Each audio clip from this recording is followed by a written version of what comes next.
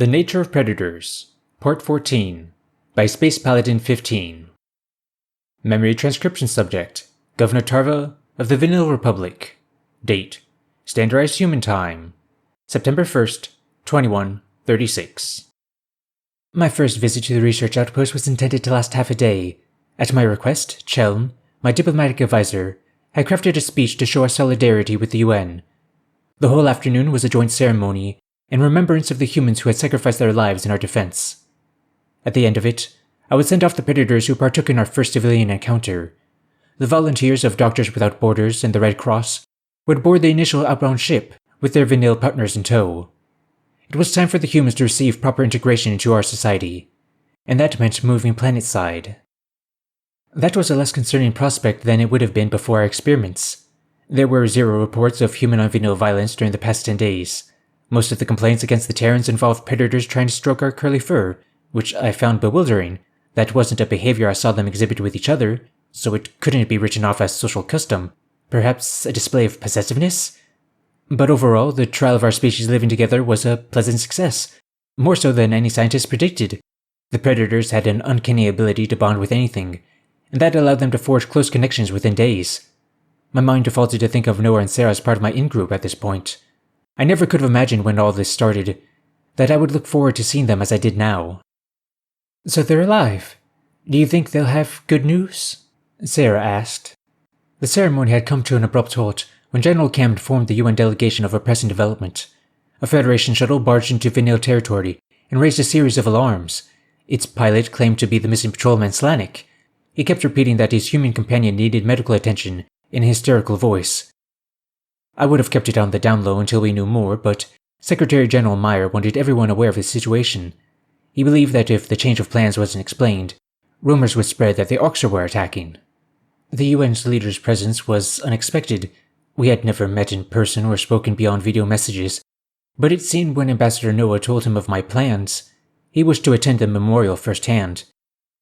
Many humans flocked to the docking port as the news dispersed. Everyone on the station was eager to welcome the new arrivals.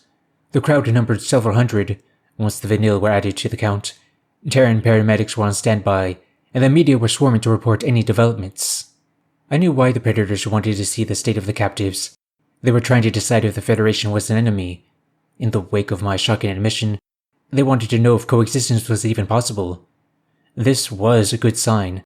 If the Federation military were civilized enough to hear a predator out and set it free. "I'm hopeful, guys," I swished my tail reassuringly. "If the Federation let your Marcel fellow go, maybe I was wrong. Maybe they can see you for the sensitive and wonderful species you really are." I greenlit the plan for a preemptive strike days ago. Meyer's voice was slow and gravelly, flowing with practiced cadence. The general suggested that we needed to hit the key Gojid launch points. I have no way of recalling our bombers, even if I want to. "Damn it all," Noah cursed. "I knew we were too hasty. The Federation will see this as an unprovoked attack. We're going to ruin all chances of peace." I patted the ambassador on the shoulder, hoping to quell his emotions. His brown eyes softened and he gave me an appreciative nod. There was no sense in laminating what was already set in stone. All we could do now was address the consequences together. Proximity alarms shrieked as our sensors detected an unknown vessel within bombing range. The UN general switched them off and then granted permission for the inbound ship to dock. A few Terran soldiers lingered near their officers with assault rifles, in case of a trap. Their paranoia and suspicion had soared to new heights since they learned the galaxy wanted to kill them.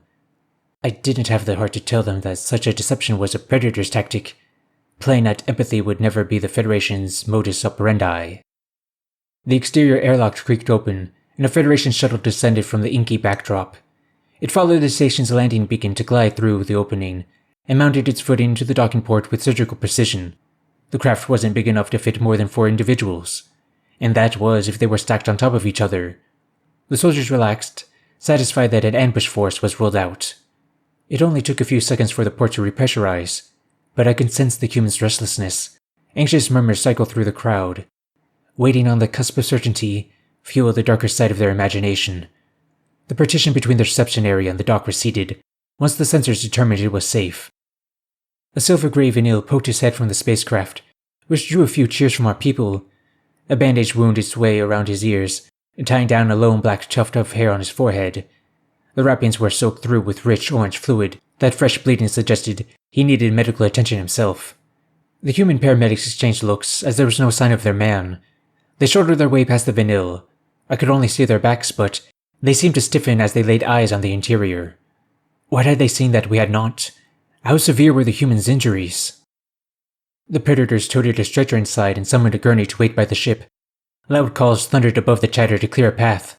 That meant Marcel was alive, but I had to wonder why he couldn't walk out under his own power. It also raised the question of how he incurred such a condition in the first place. Zara pressed a hand to her mouth. My God, what have they done? I am more grateful to you than ever, Tarva, Noah breathed, shaken to the core. I should have never have questioned your decision. I see now what you've saved us from. Similar cries erupted from the onlookers as the paramedics emerged with the captured human. Marcel's malnourishment was apparent at first glance. His skin hugged his bones tightly, and his stomach was a flat depression beneath his ribcage. I wasn't sure if it was the starvation or the vicious injuries that caused his breathing to be so strained. The poor guy's face was smashed to a pulp, bruised and bloodied. Whoever beat the human seemed to take particular offense to his binocular eyes. The way the sockets were turning black made my stomach flip. A metal band was fitted to his neck and the skin beneath it was marred with minor burns. Why was that choker still on him? Nobody had taken it off? The Vanille almost seemed more incensed than the humans. The thought of the Federation doing that to their buddy sparked a predatory rage. My own blood boiled at such a grave injustice. Noah was right. That would have been him if I allowed it. I was wavering on whether I wanted the humans to show mercy to my old friends, after all. Stop filming this, I hissed at our media personnel. Show some respect. Meyer crossed his arms. No, film it. On the condition that you'll show it everywhere. I want everyone to see this. To document how the Federation treated one of ours. When we declare war on these bastards, I don't want anyone saying it's for no reason. Whoa, hold up. If they realize their mistake and let him go, Noah whispered. Maybe they're sorry, and wish to make amends. They didn't realize anything. Slanik's horizontal pupil snapped toward us as he overheard the ambassador's comment. The captain was going to kill Marcel, and they're still planning to bomb Earth. What stopped them from killing him? Did you talk them down? I asked in a soft voice. I tried, Governor. But they wouldn't listen. We escaped by the skin of our teeth, because of First Officer Russell.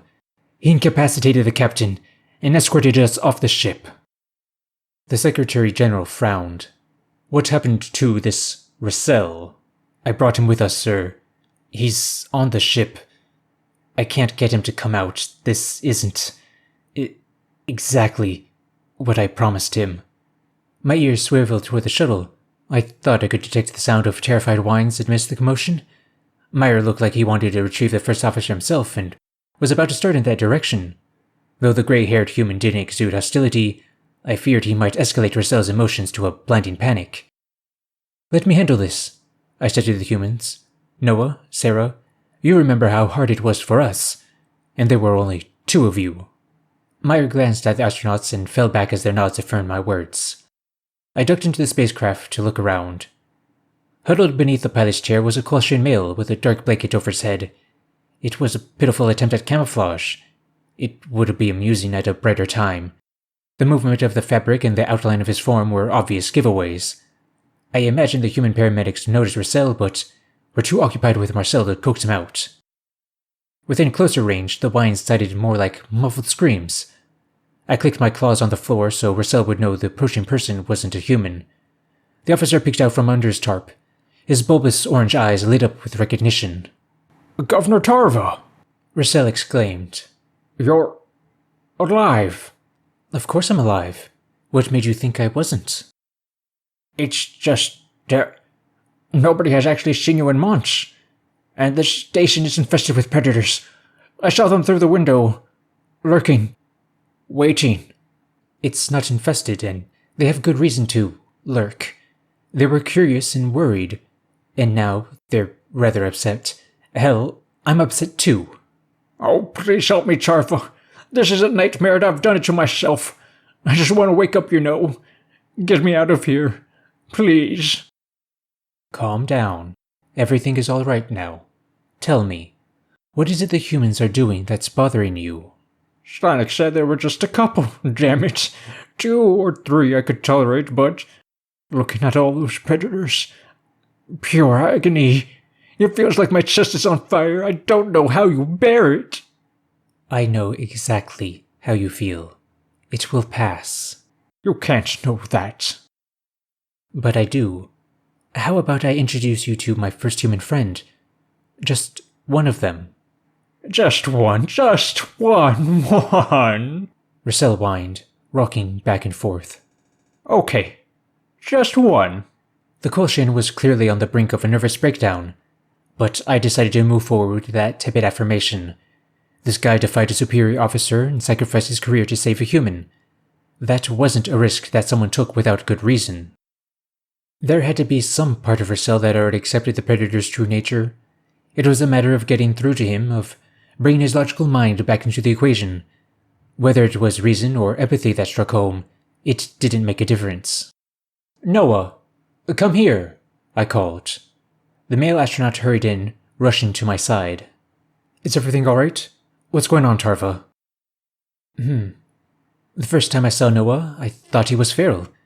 Can you imagine answering that hail? I waved a paw in the human's direction, and Russell shuddered. All of his teeth were showing, and those murderous eyes were like something out of a nightmare. He looked like the meanest, nastiest creature in the universe. The ambassador sighed. Governor, you always flatter me. Shush, I'm getting to the important part, I huffed. But anyhow, the human's words were about peace. There was such a disparity between that appearance and the things they said. My brain couldn't reconcile it. I'm just saying, Tarva, you could fake the occasional compliment. Noah shot me a coy smile. I had been around the Predators too long if I could differentiate snarls, hadn't I? Talk about my winning personality, my exquisite physique. Pretend you liked me? I do like you. Stop fishing. At any rate, there was this collection of little things the humans did that made me think, maybe. The odd doubt, but looking at them dredged up all my worst memories, so I shut out that voice. I wanted them gone. Then why did you stop Sophon from getting rid of them? What happened? Russell stammered. I teared up just a little. The first thing Noah did was try to comfort me. I realized that I never gave him a chance. No unfeeling creature would pick up on emotional nuances like they do. That's when I knew. When did it click for you? The instant Slannick showed signs of distress. Marcel tried to protect him. It was something he said, that he only cared for the Vindal's safety. The Koshin's eyes became distant, as though he was reliving the moment. Even when the captain had a gun against his head, the Predator was trying to soothe his friend. And I believed him, if just for a moment. You sensed it then, Russell. You know that nobody could fake it that perfectly. I know, but I feel... Forget about the feel. You're going to walk out of here with me and Noah. We'll find you a room, and I want you to rest up. And then? Then, we're going to determine who is responsible for what happened to Marcel. The humans will decide what to do about it.